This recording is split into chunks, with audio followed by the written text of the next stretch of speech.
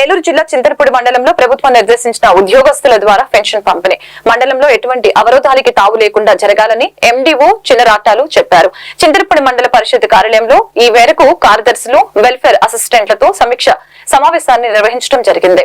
ఈ సందర్భంగా ఎండీఓ మాట్లాడారు. ప్రభుత్వం నిర్దేశించిన మార్గదర్శకాలు వివరించారు. ఈ కార్యక్రమంలో EO PRD Subbalakshmi, MEO Kiran, కార్యదర్శులు, అధ్యక్షులు కుమార్, మురళి, లాలు, వెల్ఫేర్ అసిస్టెంట్లు పాల్గొన్నారు.